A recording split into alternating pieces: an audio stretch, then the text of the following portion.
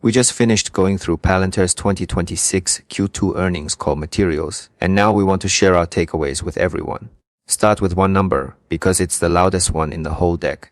The company raised its full-year guidance median by 11 percentage points to $8.154 billion, the largest upward revision in its history. And revenue in the quarter grew 93%. Now hold on, don't start celebrating yet, because the same deck spends most of its pages asking whether this is cruising speed or a short sprint, and honestly, that is exactly the right question. Let's go find out together. The company reported Q2 revenue of $1,935 billion, up 93% year over year, and that is the realized fact. Then it raised the full-year guidance median by 11 percentage points to $8.54 billion, up 82%, which the deck calls the largest upward revision in company history. Think about that for a second. The biggest guidance raise they have ever done, and they did it while already growing 93%. Management also rebranded the growth engine as Sovereign AI, meaning customers take back their data, their logic, and their model weights. So our take is that the rebrand matters more than it looks, because it changes what the company sells from a service into an asset. The deck frames the whole quarter as two dials, the speed you already hit and the endurance over the next 18 months. The first dial is pinned, the second one is blank. That is the honest picture going in. Here is the plumbing under the numbers, and the company describes it in 3 layers.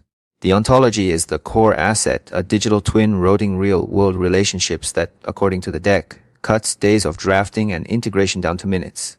On top of that sits AIP, which embeds language models into daily workflows.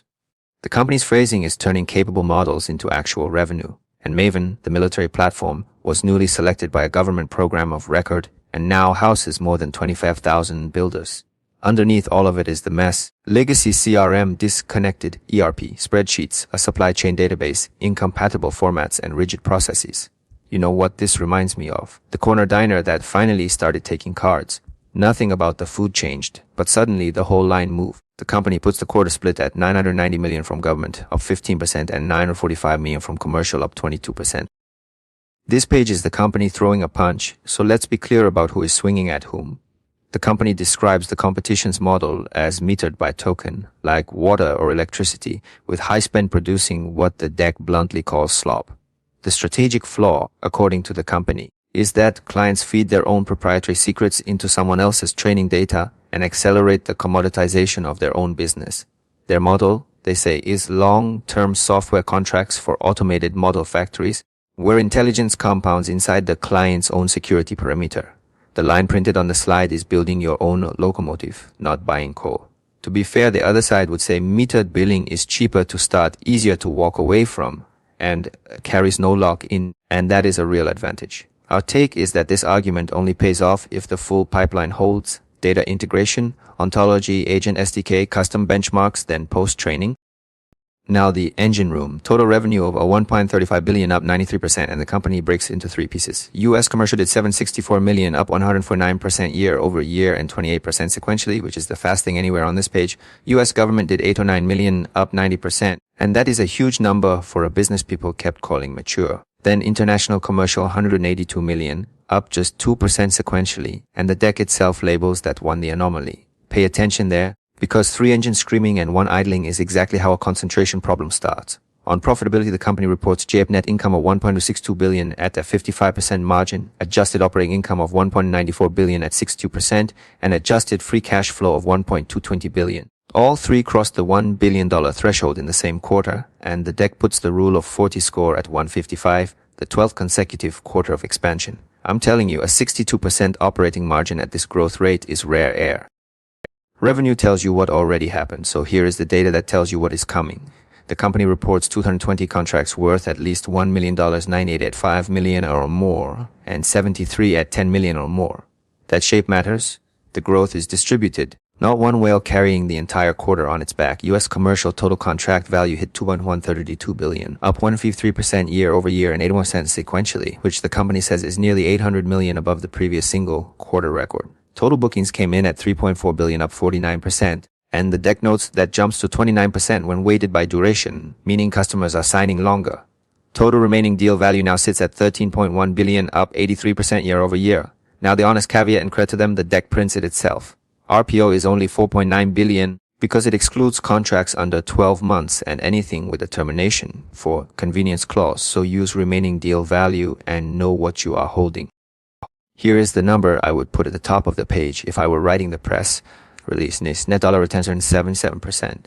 That is a 700 basis point jump from the previous quarter, which means existing customers spent 57% more than they did a year ago. The company says CEO Alex Karp attributed part of this to legacy customers who only used Foundry coming back through what they call sovereignty bootcamps to pick up the complete stack. U.S. commercial customer count reached 653, up 35%, and the top 20 customers now average on $24 million in trailing 12-month revenue, up 67%.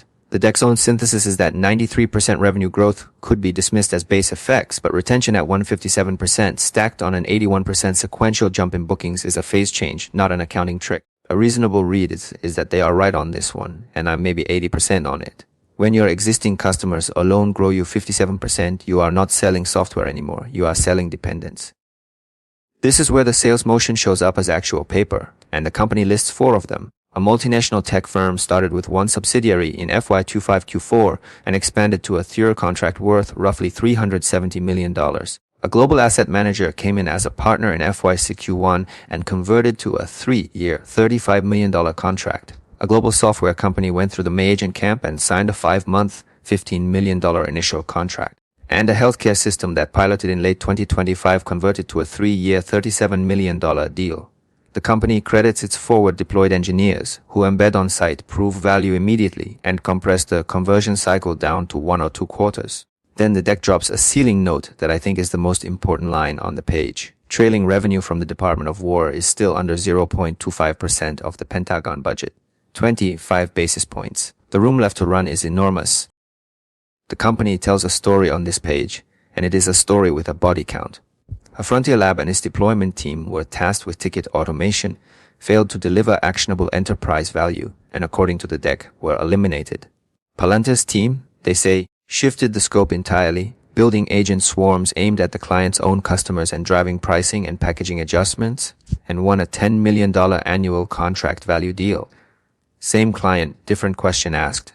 That is the whole lesson on this slide. The company also claims it integrated Nemotron Ultra into its stack within 24 hours and found 5 production tasks where native, non-post, trained models beat frontier models. Here is where I push back, and the bears would push harder. That is an internal claim with no outside referee, so treat it as marketing until somebody else reproduces it. The framing the company wants is the move from benchmaxing, chasing leaderboard scores, to benchmaking, custom KPIs built on the client's actual business reality. This page is the deck grading management's own story, and it is far more skeptical than you would expect. On sovereign AI as the new organizing principle, the translation is that this is old, proven capability wrapped in new marketing, with a real foundation underneath. On the claim that token billing is toxic to clients, the read is that this is a declaration of pricing power, with the risk spelled out plainly, that if token prices crash, the argument weakens.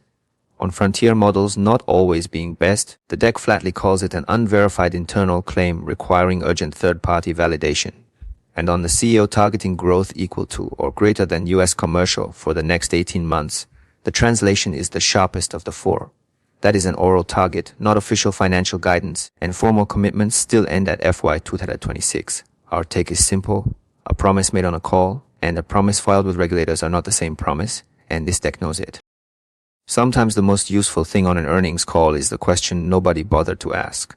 On demand authenticity, BOFA got a fiercely positive answer, with the CEO saying the boot camps were flooded with C-suite executives, not just IT staff. On why customers pick Palantir, the company's CTO argued enterprises now realize the alpha is not the data itself but the exhaust, metadata, telemetry and reasoning traces competitors cannot capture. On model lock-in risk raised by D.A. Davidson, the company confirmed it already runs modular, swappable model architectures across the US government. Now the void, and the deck counts it up honestly. Only 3 analysts asked questions at all.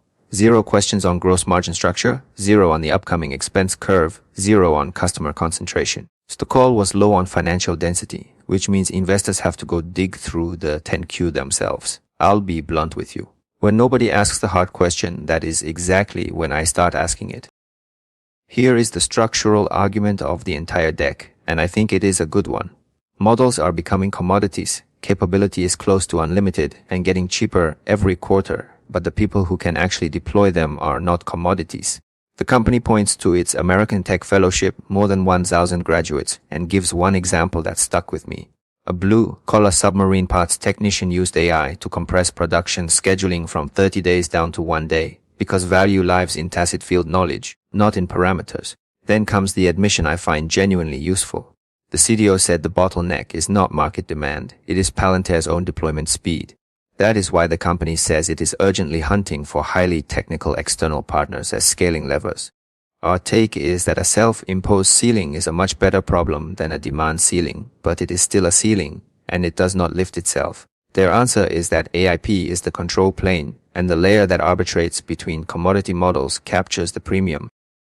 Alright, the uncomfortable page, and credit where it is due, the deck did not bury any of this. Thorn 1, adjusted gross margin sits at 86%, but management noted this now includes the cost of taking on cloud hosting for a specific government client. If they keep absorbing infrastructure costs like that, the pressure stops being a one-off and becomes structural. Thorn 2 Q2 adjusted expenses were $741 million, up 14% sequentially, and management announced that Q3 expenses will climb significantly on new hires and marketing. So the 62% operating margin from this quarter cannot be extrapolated forward in a straight line. Please do not do it. Thorn 3 JIP earnings per share came in at $0.41, but $0.03 of that came from unrealized valuation gains on the company's SpaceX equity holdings. That is investment fluctuation, not core software operation, and it can reverse just as easily next quarter.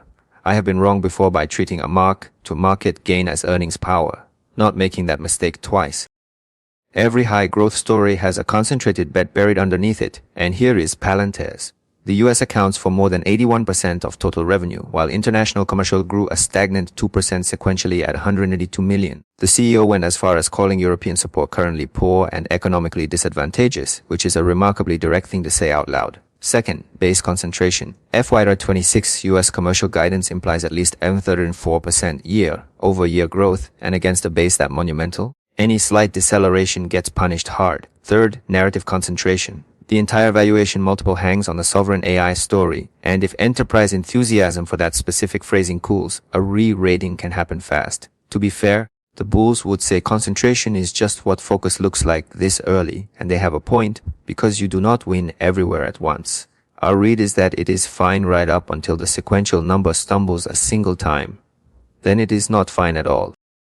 Step back from the quarter for a minute, because this page is about the whole industry, not one company. First shift, enterprise buyers are moving from buying capabilities to buying ownership, and if inference costs trend towards zero, all the value migrates to control rights. That directly threatens the business model of any lab billing by the token, which is most of them. Second shift, market size is no longer the constraint. With Department of Defense penetration under 0.25%, the company's real limit is purely delivery capacity, which means major technical partnership announcements become the strongest leading indicator of sustained growth. So watch those, not the total addressable market slides. Third shift, and this one has teeth. Management delivered on previous promises, post-training, model factories, the NVIDIA integration, and earned deep market trust for it. But setting an oral target to match US commercial growth for the next 18 months pushes that credibility to its absolute limit. Credibility is capital. They just spent a very large amount of it up front. Last page, and the company hands you the scorecard to check its own homework. 6 things. 1. Adjusted gross margin at 86%. Watch whether absorbing government cloud hosting costs degrades that structurally. 2. US commercial total contract value, trailing 12 months at $5.96 billion. Can it hold triple-digit growth against brutal comparables? 3. Net dollar retention at 157%. Does it actually climb further, the way the CEO confidently predicted it would? 4. The Q3 expense curve against a 62% operating margin. Does that pre-announced spike drag margins below 60%? 5. International commercial at 2% sequential. Can they grow a second geographic leg to hedge the US concentration? 6. External validation.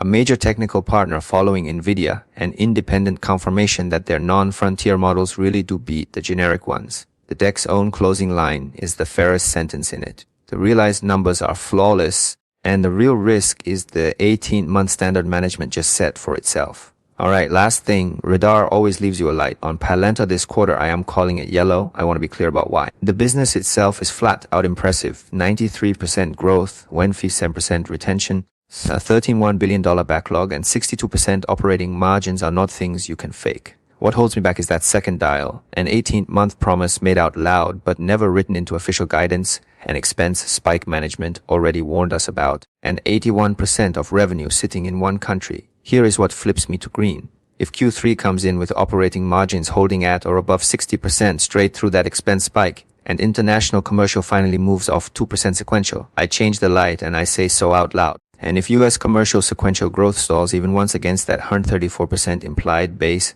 I go red without waiting around for the quarter after. I am about 70% on yellow. That is an honest number, not a hedge. If you like this kind of analysis, the kind that does not ride the market's mood and stays locked on industry data and hard logic, please subscribe to Value Stock Radar, hit the bell, like and share. Your support is what keeps us digging through the financials and hunting down quality names. This is Value Stock Radar. See you next time.